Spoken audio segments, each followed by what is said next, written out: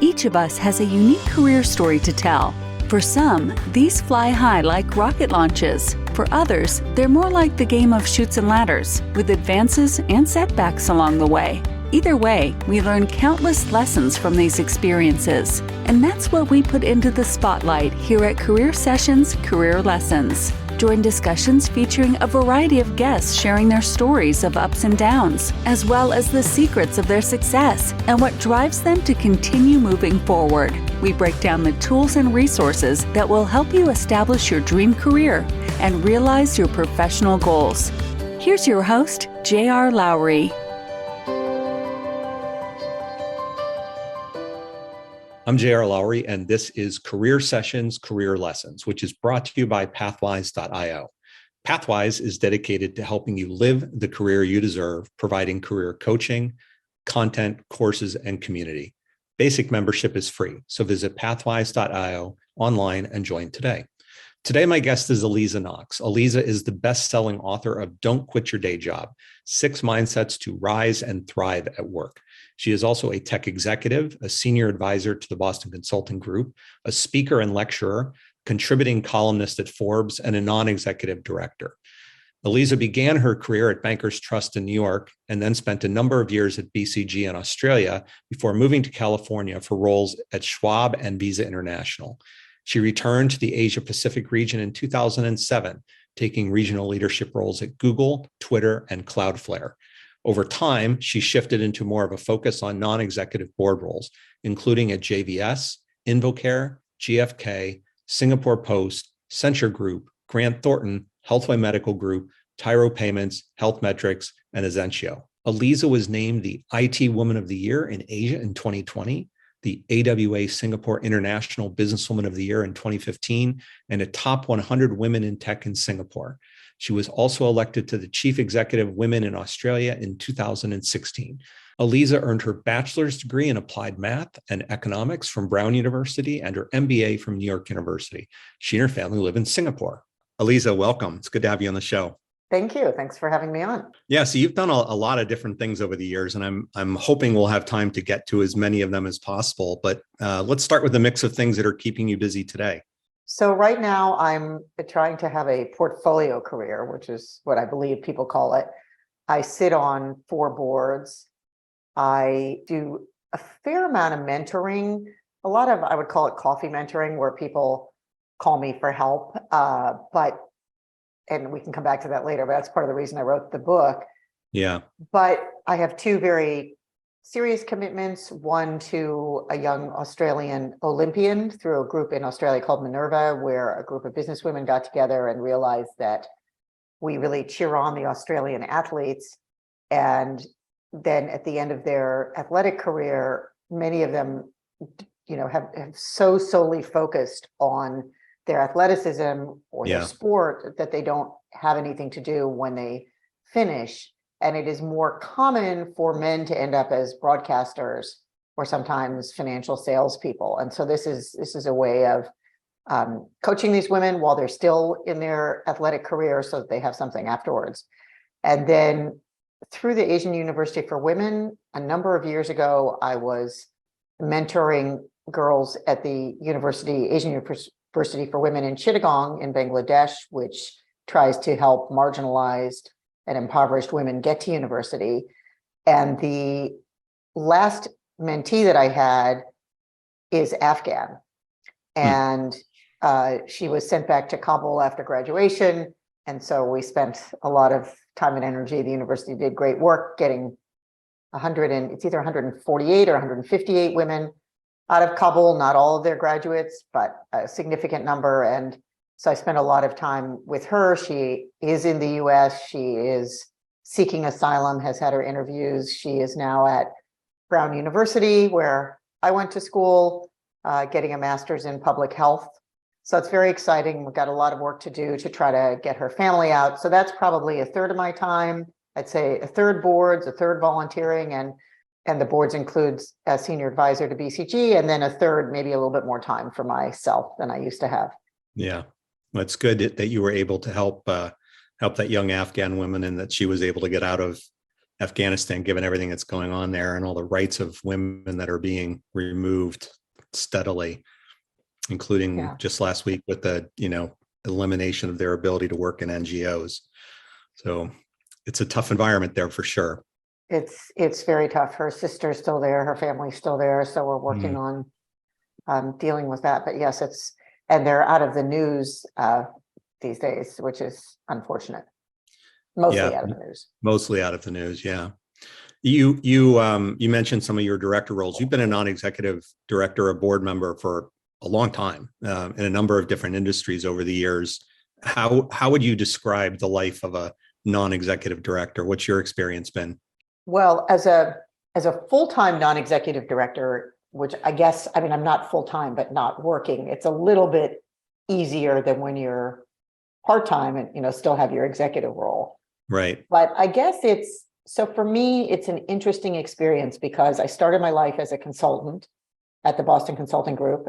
And actually, I had a job before that, but I would consider that my first, formative part of my career.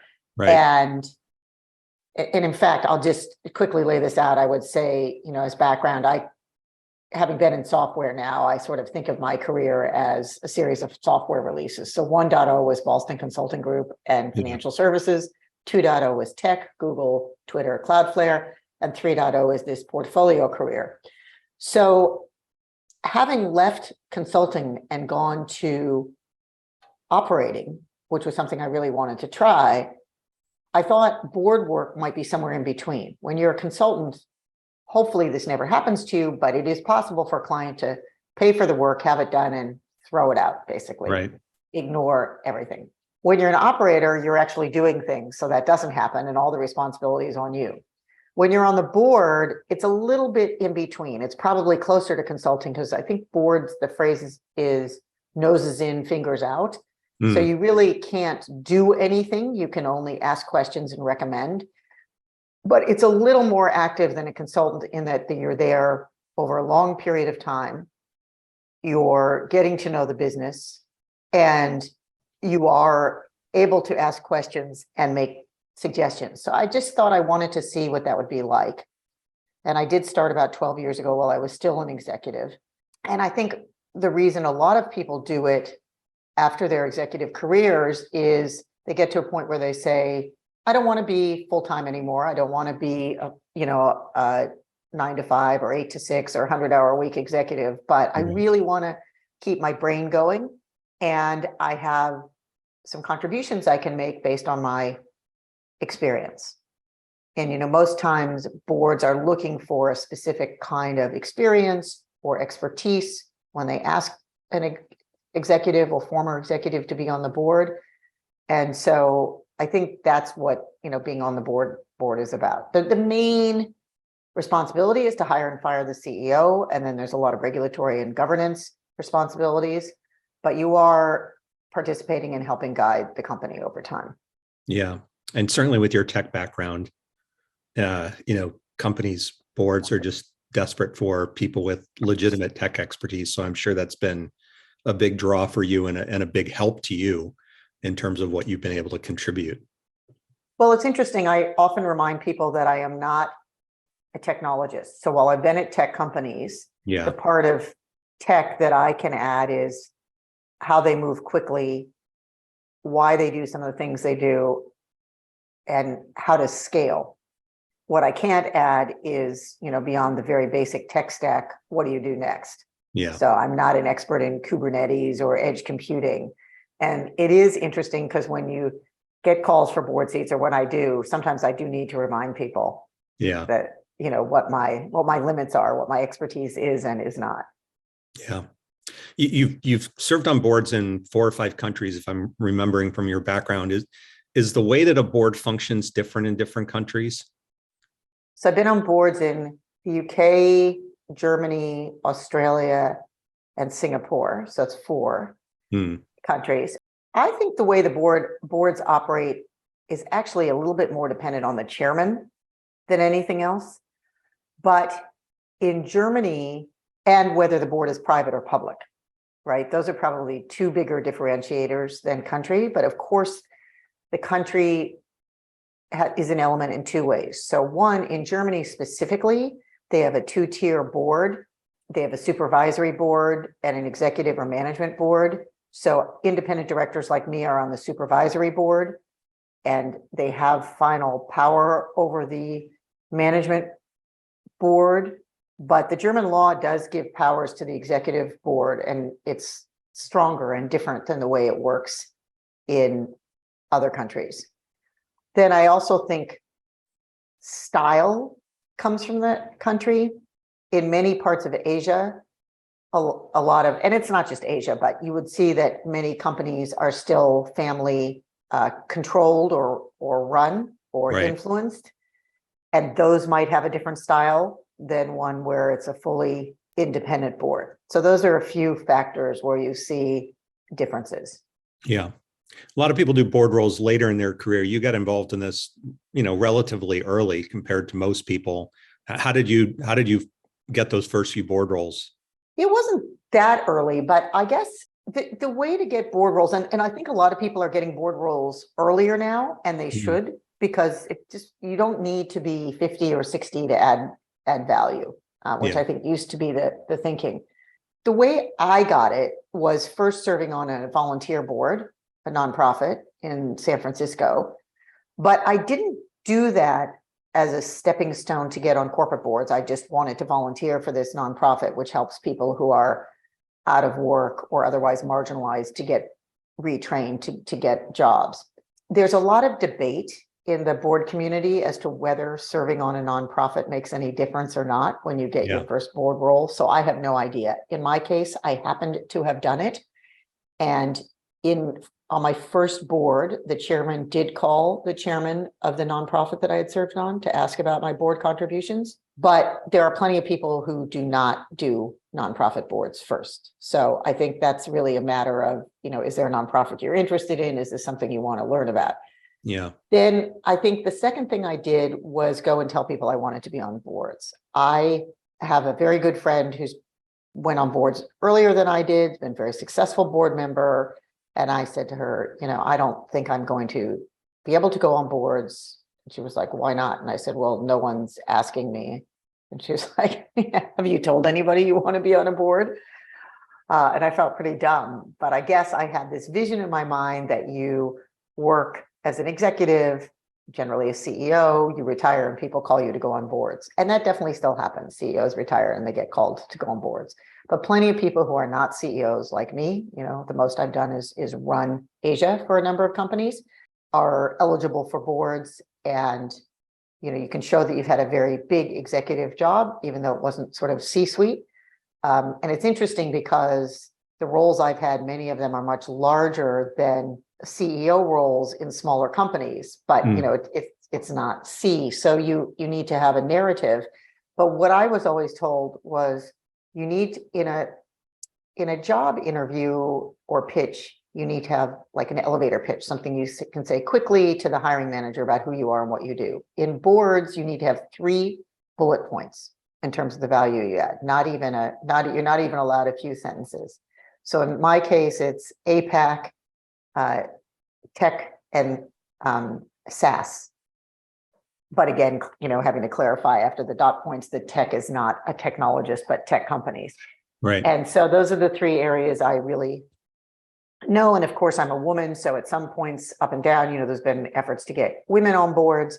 And you then need to go and tell people you want to be on boards. I do think that networks still work to some extent. Sometimes when we're looking for new board members, people say to the board, is there anyone you know? And so if you know people who are on those boards where they're looking, you might get asked. But more and more searches are going to executive search firms. I'm not sure how many. I've heard in the maybe 1/3 to 40%. And in those searches, having told an executive search firm that you're interested in a board will help in getting on their list.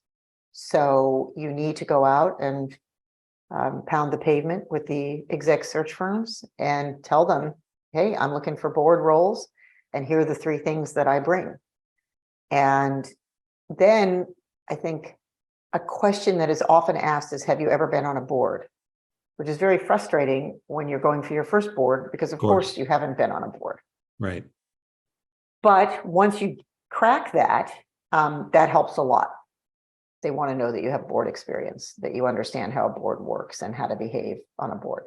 You were doing this, at least initially, while you were still in an executive role, which not everybody gets the chance to do. How did being a board member help you be a better executive, and how did being an executive help make you a better board member when you were overlapping? Yeah, that's a good question, and I'm not positive it did. I'll give a shot at it. But one thing to note is, I was able to go on boards as an exec, but I had to get permission. Right, I did have to ask the company.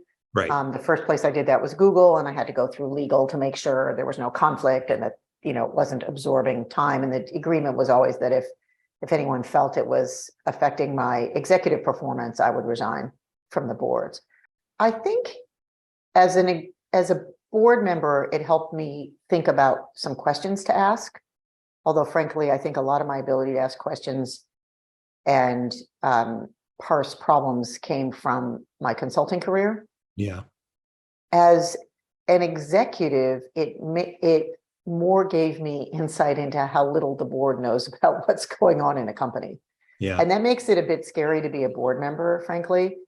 You spend a lot of time reading board papers and in board meetings, but I'm very cognizant of how little we know about actually day-to-day operations, how people feel in the company, the culture. We can ask questions, but the reality is we don't, as a board, there's a lot we don't know.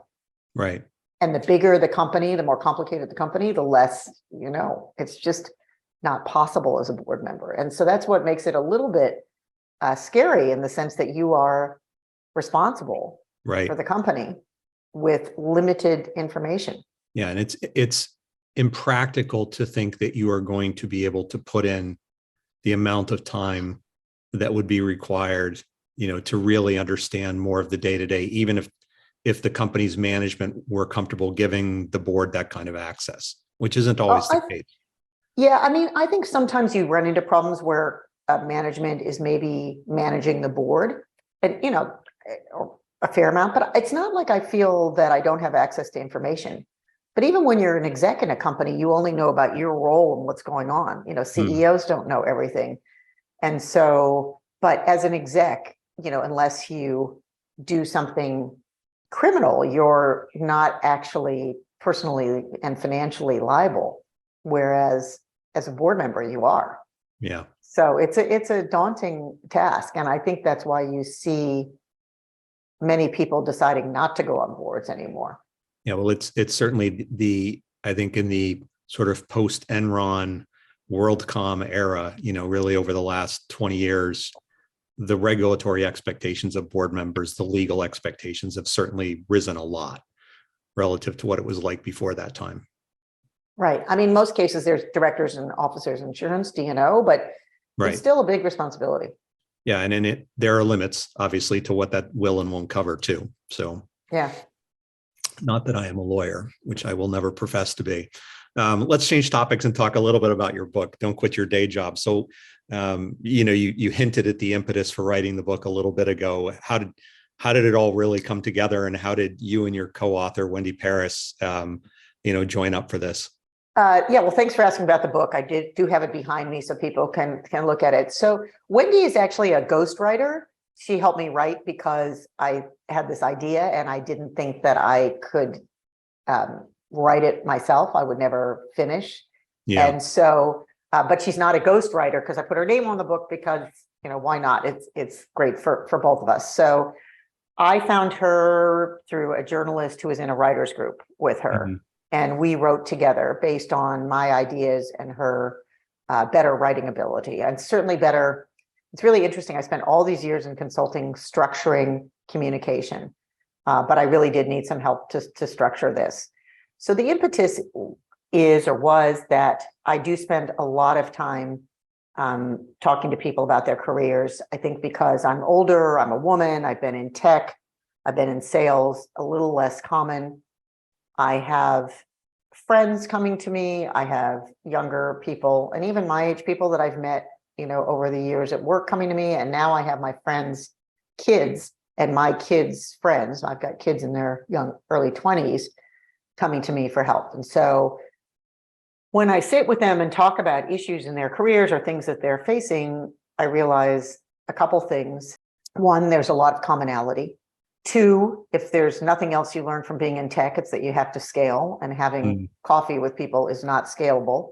It's not scalable because there's only 24 hours a day and I don't want to spend it all mentoring. And it's not scalable because I don't really like coffee. I drink very weak decaf latte. I've learned to do that over the years to have coffee, but it's not. So I just can't, I can't do that all the time. So I thought, well, maybe I could think about the stories I'm hearing, the people I'm talking to, the commonalities, and write them down. And again, that was where Wendy helped, where I sort of blurted out all these ideas and issues, and she helped me kind of make them coalesce into these 6 mind shifts. And now when people call for help, and I still spend a lot of time doing this, but I do ask, have you read the book, or can you read the book first and see if it gives you any ideas? Right. So one of the mindsets that you talk about in the book, I think it's the very first one, is actually, it's not the first one. I'm going to start that question again. One of the mindsets that you talk about in the book is that you are in a relationship with your career. Talk a little bit more about that. Sure. I think, you're in a career for a long time, unless you find a way that you don't need to work anymore. And which does happen. I mean, get lucky in a tech stock, maybe you inherit money, maybe, you partner with somebody else and you decide you're the one who's not going to work. But otherwise, many of us are in a career for a long time. I've been married for just 30 years now, just hit 30, and I've worked for longer than I've been married. That's a really long time. And so I think people need to think about it as something that grows and morphs over time, like a relationship with a partner. And I think many people have read, whether it's in glossy magazines or self-help books or very serious, podcasts or articles, that you really can't expect everything to get everything you need from one other person. That puts too much pressure on a relationship, right? And there are lots of reasons for that. And so similarly, I think we need to think about our careers that way. Somehow we went, and it made a lot of sense, from, I guess, the Industrial Revolution, where we worked just to, have an income and pay rent and pay for food, to a career should be fulfilling and rewarding, and you should learn from it. And then many of us fortunate enough to work for companies that have a mission and a purpose, and many companies try to have that now. And then I think we got to some point, and maybe for many people still are, that a career should fulfill your passions. And I think that may be possible for some people. It really may. Maybe there is a career that is just everything they've ever wanted to do. But for a lot of people, I don't think it is. You can get a lot out of your career. You can get constant learning. You can get social interaction. You can get the reward of feeling you've fulfilled some tasks, but you can't get everything. And maybe you need to do some things on the outside. We talk about a career as a ladder that you climb, and it's just, it's not an object. It changes, but it probably still can't give you everything. And maybe that's too high a bar. Yeah. And so, I talk a lot about what can you get out of your career, and maybe ways to get things that you want outside your career. So for example, she's not in the book, but I'm friends with a professor who's an avid equestrian. And I don't know how many careers there are as a horse person. There are a number of careers in terms of working with race horses or working in stables. I'm a little frightened of horses, so I don't know, but I'm sure there are some careers, but I'm also pretty sure that there aren't as many as there are people who like riding horses, because I know a lot of the latter. And so this person is a professor. She's an economics professor. She's really good at it. She loves her job. She really enjoys engaging with the students. She's great at her research. She's written a couple books, but she is passionate about horses. So her career does not directly fulfill her passion, but what it does is gives her enough income to have horses, and it gives her flexible timing. This may be less of an issue now that we've gone to more hybrid work for a lot of people, but she's closer to my age. And so what it did over the years was give her long winter breaks and long summer breaks to be where her horses are. Hmm. And so she has this relationship with her career where she's got all these things she likes out of her career, but it doesn't fulfill all her passions, and it enables her to fulfill her passions. Yeah. And, look, the equation is different for everybody, right? I mean, you talk about that in the book. You make the related point that work and life are on the same team.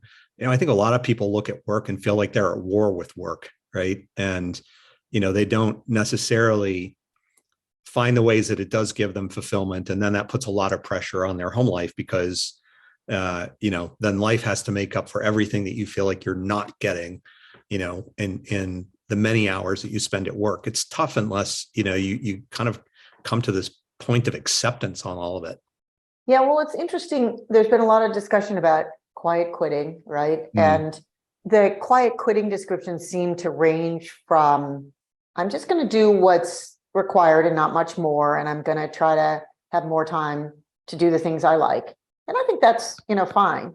To, I'm just going to kind of mail it in. I'm like going to do the bare minimum and disengage as much as possible. And to me, that sounds kind of soul destroying.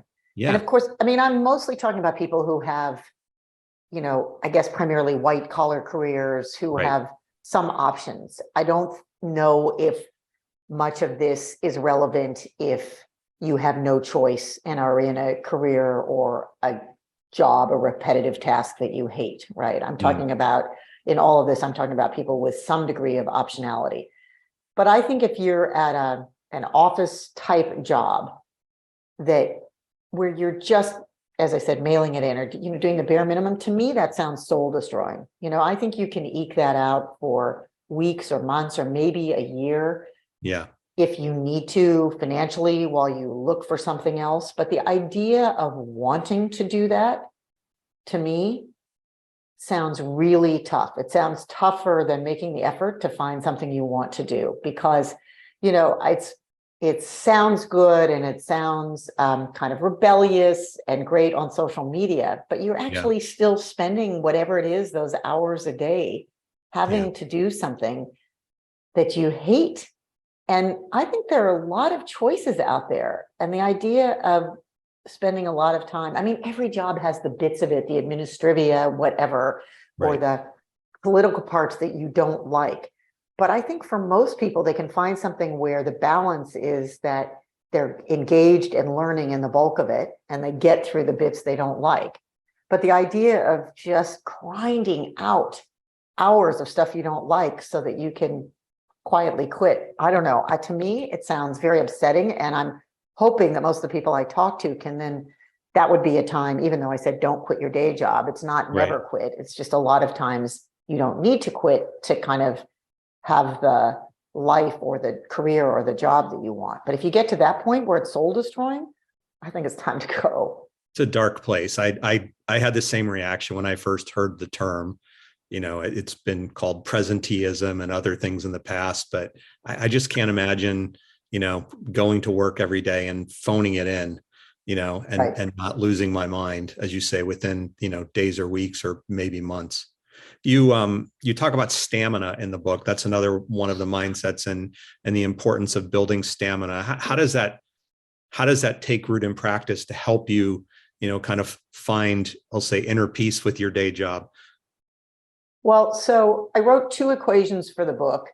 I'm not sure either one will become as famous as E equals MC squared, but one of them was stamina equals perseverance plus enthusiasm. And so back to this quiet quitting, at a certain point, I don't think anything is pleasant if you're just grinding it out. Yeah. There's lots of discussion around, sticking with it and having the ability to persevere. And those are important. And grit, Angela Duckworth talks about grit, but and her material is amazing.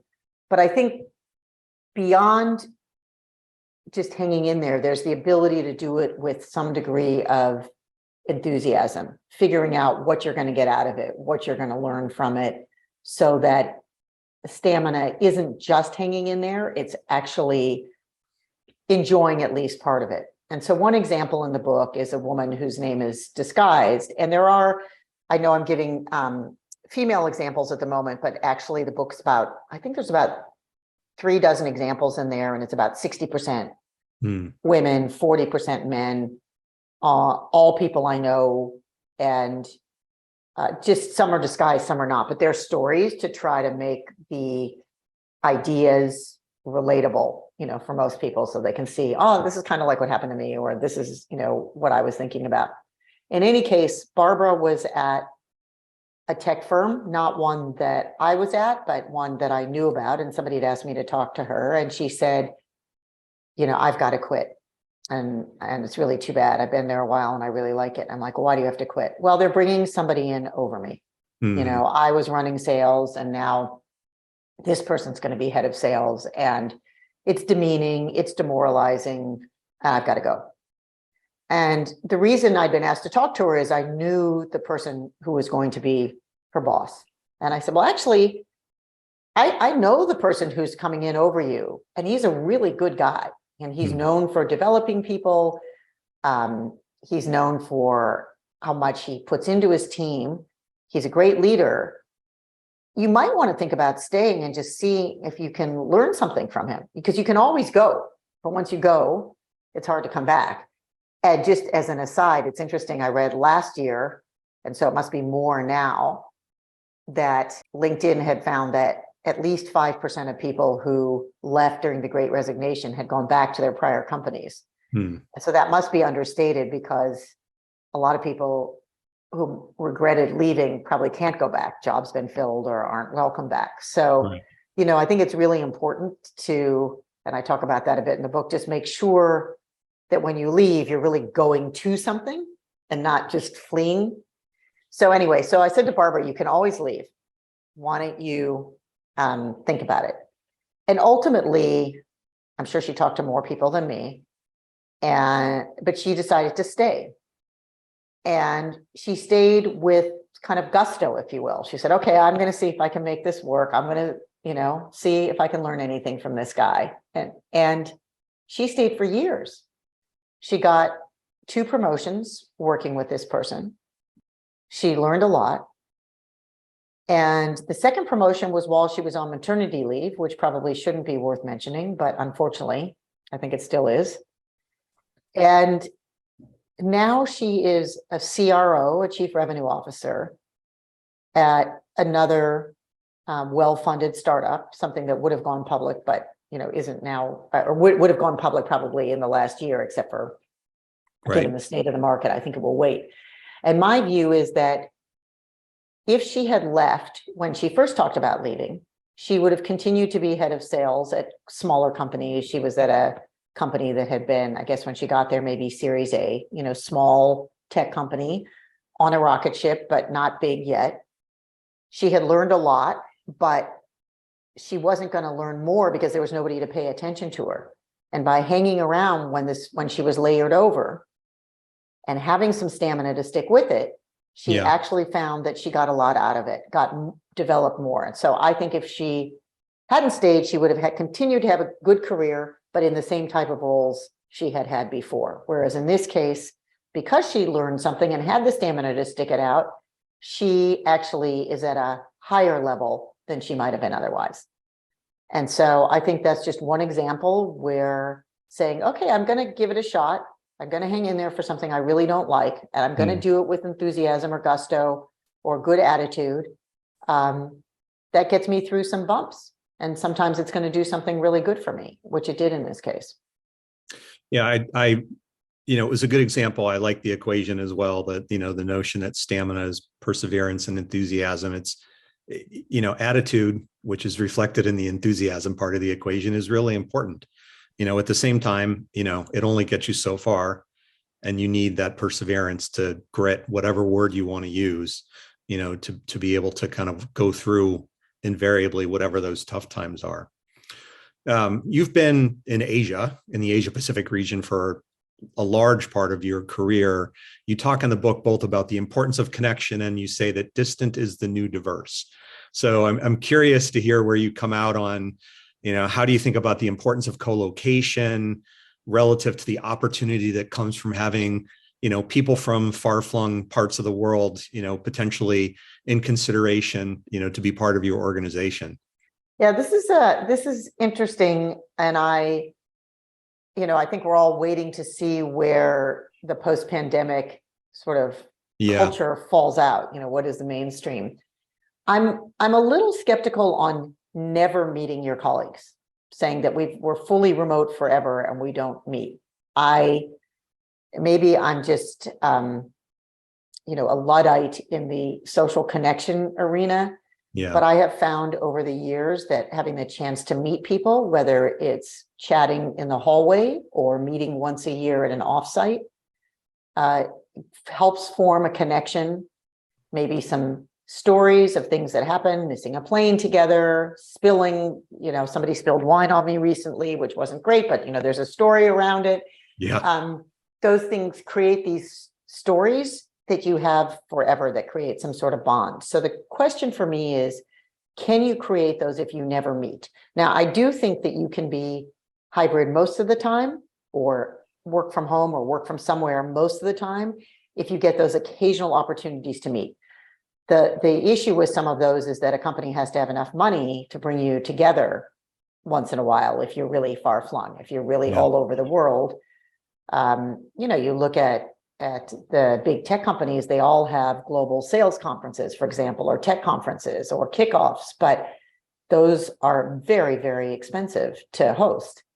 So I think the important thing is to work on how can you create some interpersonal connection if you never meet the other people. And and there are ways to do it. I think one is to create time at the beginning or ending of Zoom, right? To have some small talk. I found during the pandemic that while it was nice to be at home and people were, I think, more productive, although now I've seen studies that saying we're less productive, there was this initial burst where it was like, okay, I'm going to get my work done.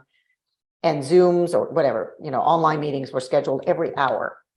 So what happened in a real life setting where people are late to the meeting and they come in and somebody's eating potato chips or crisps and they share with you, and then someone's sneezing and we, talk about their cold on Zoom. I noticed you sneezed a minute ago. You just turned it off, quietly sneezed. There's none of that conversation. And so you have to make it. I think in places where I've seen a lot of places where people are working from home, but they're actually in the same city or even the same part of the city. And in those, I would encourage them to at least once in a while go for a walk together. It doesn't have to be coffee, have a walking meeting where you can be outside, enjoy nature if it's, not the dead of winter, and have your meeting that way. So I'm a little skeptical. I've definitely seen, for example, in law, accounting, consulting, which I would consider sort of apprenticeship careers. Yeah. The younger people are struggling. I have a good friend who runs a major law firm, and they've noticed that they feel that the pandemic has basically, they've lost a generation of lawyers, because a young lawyer might stop somebody in the hallway and say, hey, JR, can you just look at this and see, does that sentence look okay? They would do that, but they wouldn't feel emboldened to email you or go into your calendar and ask for JR, the partner, can you spend 10 minutes with me to ask you about this sentence?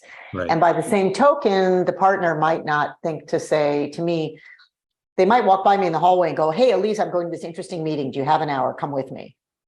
But they probably wouldn't do if it was on Zoom. And so all that sort of, it's not osmosis, but it's closer to osmosis than planned, hasn't been happening. And so those kinds of firms have had higher churn rates. They're losing more people, which is expensive for them. And they have more people who are dissatisfied or who aren't succeeding. So I think we're still figuring this out in terms of how do we make hybrid work. I think in firms where the tasks are very, very clear, so maybe in some tech firms where a developer has a very clear goal and can work with a team in an organized, there's a lot of platforms to do that, organized way that might work better. I have a good friend running a gaming company with very far-flung developers, and that seems to be working, but it is reasonably small still.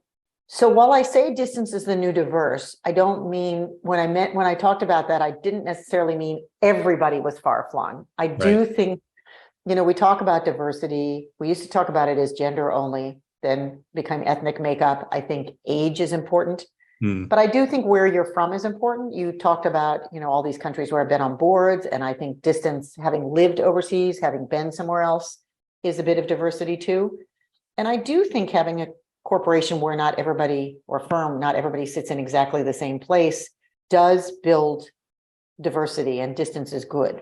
But somehow we need to bridge the gaps that the distance also creates. And so when I was head of Asia for all these firms, I always said for those roles that I needed to go to headquarters 4 times a year to at least meet with the people I was interacting with, or other key regions like maybe the EMEA region, the Europe region, for me to get to know them, so that when I needed help or when I was trying to understand something that they were doing that was successful, I could reach out and ask them in a informal way. Yeah, and it's especially important, you've spent, as I mentioned, and you've mentioned, a lot of time in the Asia Pacific region. It's a long way away from the rest of the world and many time zones away. So it's helpful to have those points where you do get to have that in-person interaction. I want to shift a little bit and talk about some of the formative moments in your career. So I know you started in finance when you first moved to New York after graduating from Brown, but you said earlier that you really view consulting as maybe the official start of your career. How is that so? What did you take away from your time at BCG that's helped you in the years since then? So I think I mentioned this a bit talking about boards, but what consulting teaches you, or what it taught me, was how to communicate clearly and how to start with the conclusion and then explain it, which was anathema after coming out of, at least my education was still, we were writing term papers. So you write all this stuff and then there's the aha at the end. And consulting really teaches you better get the aha at the beginning and then be very clear in the explanation for why. I think it taught me a lot about how to pick apart problems and figure out parts of the solution, put it back together. It taught me a lot about building client relationships, about trying to understand what was going on in companies. But to be honest, it's pretty hard to really understand the companies until you're inside one. So that's one of the transition things that people talk about a lot when they leave consulting to go to operating or to go inside a firm, is how much more empathy they end up developing for the client. You're a consultant and you're like, can I get these numbers tomorrow? Just print off these, or help me analyze these, or put these into a pivot table. And the client says, well, I can't, or I don't have this. Right. And you're a young consultant and you think, well, are they lazy, or they don't want to do it, or, and actually, once you've been inside, you say, oh, well, you think the company should have those numbers, but actually their systems don't produce it very easily, or it will take 5 days. And somehow, until you're inside, you don't fully get it. So, but I think consulting does teach you a lot about building the relationships, about really looking hard for solutions, about parsing problems, and about communicating, and about analysis. Yeah. I can remember one funny story from my time at McKinsey. One of my colleagues asked for some big data query for one of the regional bell phone companies. And the query was so big that it took down the network IT systems for a brief period of time. Wow. And he got, just crushed by everybody, in terms of just the ribbing he took over that one, and from the client and the McKinsey people alike. So, we were very good at asking for big, complicated queries that, weren't always easy to execute. Exactly. Yeah. What was your shift like when you moved into an operating role? A lot of consultants struggle with that transition, into, kind of getting into the flow and the longer term time horizons that come with it. What was it like for you? It was a little bit challenging, right? But it was also really eye-opening, as I said, because you get more empathy. I enjoyed it because I was always at the end I presume McKinsey had this too, but I felt like at BCG, there was a broad spectrum of partners ranging from people who were unbelievable intellects and came up with all the amazing new ideas to people who were a little more practical like me. I don't know that I came up with anything that anybody had never thought of before, like the experience curve, right, with Bruce Henderson. But I was really good at saying, hey, that idea is going to work for this client, and that idea is going to work over here. And so I loved the ability of being able to be an executive and implement things. So instead of saying to somebody, hey, why don't you try this? I could say, hey, let's try this. And of course, consulting firms do more implementation now than they did when I was there and probably when you were there. Yes. But even so, you're not in the firm. So when you're an operating executive, I mean, you have to agree with lots of people across the firm. I've always been in matrix organizations. I've never been able to just say, we're doing this, and then the whole firm jumps to it. But you have much more ability to execute directly. And so that was really fun, and I really liked it. And in my case, I did not find the adjustment too hard. I think, one thing that's always challenging is that consulting brings together a certain type of person who is really generally driven and likes analysis. And in a different kind of firm, you might have a broader range of people, and you need to figure out how to motivate them. Yeah. They're not all motivated necessarily by the same thing. And so but it was all great learning. And that's what I loved about it, was just really different type of career. Yeah. I mean, to me, one of the big differences, you hit on it a minute ago, is in a consulting firm, you've got this group of incredibly self-motivated individuals, right? Highly capable, self-motivated. And then you go into a company, and as you say, I mean, it's a mix, right? You have some people who are phenomenal. Then you have some people who are less than phenomenal. And you've got to figure out a way to get more out of all of them, right? And in a consulting firm, you would just exit the people who didn't pan out. There was a sort of expected churn, and most companies, those people end up oftentimes being around a lot longer. And it's a very different thing to have to motivate people who need that motivation than it was easy in a way in the consulting firm. Well, but the interesting thing, as you just said, some of those people who stick around, they are actually the foundation of those companies, right? You need some people who aren't always, again, I think when we were both there, consulting was up or out, and I think it's still pretty close to that. Yes. So everybody wants to go up, but you need some people who say, they've made some other decisions in life. I don't need to be the rock star. I want to just be solid. I like my job. I'm going to do this. And so I think learning to really appreciate that, understand how important their roles are in those firms. And as you said, for some people who maybe, and a lot of those people are motivated, they're just not motivated to necessarily be CEO. They just like their job or like their group and want to stay. And then some people aren't as motivated at all. And so there's a lot of learning, I think, as a person on the EQ side too, right? Yeah, absolutely. So you've been a leader in a lot of different situations. How has your leadership style evolved over the years and in the different situations? Yeah, I need to ask somebody else that. I'm not sure. I hope it has evolved. I think I went to a public high school in California where the most popular, best looking women were the cheerleaders. And I was not a cheerleader. I didn't try out, but I don't think I could have made the cut anyway. And I am not sure if that's why, but I feel like it has made me a cheerleader as a leadership style. I feel I really like to try to motivate other people, encourage them, develop them. I think if you ask me the most fulfilling part of my career, I obviously like to hit my numbers. I like helping grow companies, but the most fulfilling part of my career has been to help other people develop. A lot of the people in the book are people who started working for me and have gone quite far. And I think that they're all super capable. They would have done it without me, but I believe and hope that I may have accelerated their careers. And to me, that's like the most meaningful thing I've done. Yeah. So I guess I describe the leadership as development and cheerleading, to be honest.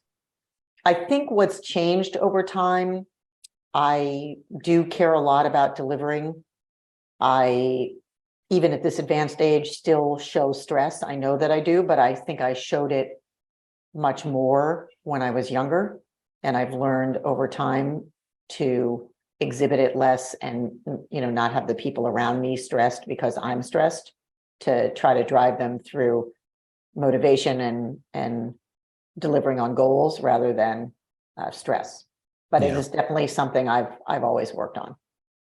Yeah, I one of my earlier interviews with somebody I worked with at State Street who was at one point a volunteer firefighter, and she described that as, that's literally life and death. So when you're in a workplace setting, very, very, very few things are life and death.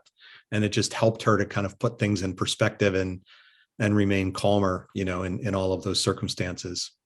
I'll bet. Maybe I should take that up because I'm still working on it. Fair enough. You've talked at multiple points about the mentoring you do. Are you hearing any particular themes from people right now, that jump out to you as being sort of amplified issues that people are facing, other than the sort of return to office hybrid, evolution that's going on at the moment? Well, obviously that's a big one. I think, now specifically people are worried about, inflation and being with a company that's long lasting, because I have this strong background in tech, and tech's having a bit of layoffs. There's a lot of, very specific concern right now, but I still think the pervasive issues are, I want to get some sort of fulfillment out of my career. Right. And I think, when I talked before about the relationship with your career and your life, I do think you should get some fulfillment from your career. Maybe not every passion, but you've got to get some. And really people want to feel that their company or their manager specifically is invested in them. And I think that that's sort of timeless. If you look at, there's a McKinsey study from last year or the year before about why are people leaving. And even during the Great Resignation, top right box, all we ex-consultants know, that's the big secret or the big area. And higher wages and work flexibility have moved into that right-hand box because of the pandemic and because of inflation. But what has always been there and is still there is, I want to have a manager who's developing me or invested in me, and I want a company that recognizes me or realizes what I'm doing. Yeah. And I think those are still really important. And coming back to hybrid, one of the things that I think is tricky is that sometimes the way you feel recognized by a company is by actually seeing some of the top executives who have a chat with you, right? And so now tech companies do town halls, they do shout outs, but they have to figure more ways to make sure that the employees who aren't seeing them in the hallway or maybe ever are feeling recognized, and that could be with awards that often work for like sales team. It could be with educational investment, but it could be with better healthcare. But that is, I think, what people are seeking. They want to be in a career where they think they're learning and where they think the company is not necessarily taking care of them. And that's one of the lessons that I think I impart in these mentoring. I think often younger people come out of college where parents and then maybe professors have been sort of helping them, taking care of them, and they're expecting the company to do the same thing. And I don't think companies do that. Companies take care of their shareholders.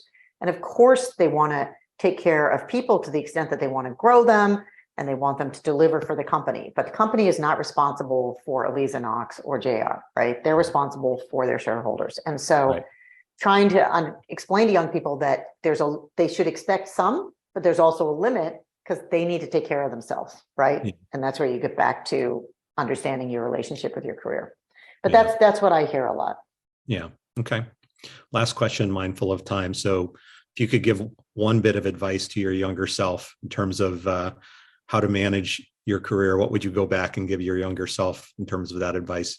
Something I'm really big on that I wrote a lot about in the book that we didn't get a chance to talk about here is building a personal board of directors. So similar to what we talked about for corporate, as an individual, not necessarily expecting to find one mentor. Some people do, some people don't. I think that depends a lot on chemistry and happenstance.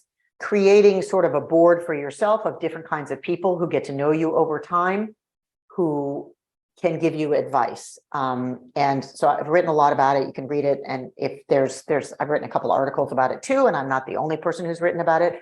I think that's what I would have given my younger self. I only came to that maybe 10 years ago. Yeah. And I think it would have helped me a lot in my career. So in some places like BCG, I had amazing mentors who sort of, I think, really did a lot to pull me up through the firm. But in other companies, I haven't had that. I've had a manager who's invested in me because they hired me, but not really doing anything else. And the board of directors would have helped a lot. I think the other one is it's never as bad as it seems. You go through troughs in your career. It always seems terrible when you're there. Yeah. And life goes on.